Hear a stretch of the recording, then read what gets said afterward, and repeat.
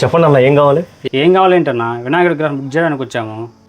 ఏంటి, విగ్రహం బుక్ చేయడానికి వచ్చారా? అంత శాఖారేంటి బ్రదరు?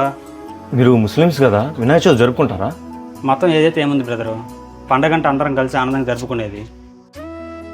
వినాయక చవితి మా వీధిలో అందరం కలిసి జరుపుకుంటాం. అంటే మీరు కూడా చందాలు ఇచ్చి పూజల్లో పాల్గొంటారా అన్న? పాల్గొనడం ఏంటి స్వామి? గత 10 ఏళ్ల నుంచి గణేష్ మండపం ప్రెసిడెంట్ మా నాయబ్బాయే. చందాల దగ్గర నుంచి విగ్రహం స్పాన్సర్ వరకు మొత్తం తినే ముందుండి చూసుకుంటారు స్వామి.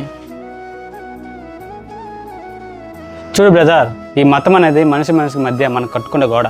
దేవుడు అందరికి ఒకటే, కానీ మనం పిలిచే పేర్లే వేరు. మా రంజాన్ పండగకి వీళ్ళంతా వచ్చి బిర్యానీ తింటారు. అలాంటప్పుడు వాళ్ళ పండగలలోని భాగం కాకపోతే ఎలా? పండగలు అందరిని కలపాలి కానీ విడదీయకూడదు బ్రదర్. నిజంగా ఎంత మంచి మాట చెప్పారన్న. మన దేశంలో ఇలాంటి ఐక్యత చూస్తుంటే చాలా ముచ్చటగా ఉందన్న. ఐక్యత అనేది ఎక్కడో లేదు బ్రదర్. పక్కవాడి కష్టం మన కష్టం అనుకోవడంలోనే ఉంది. మీ మనసు చాలా గొప్పదన్న.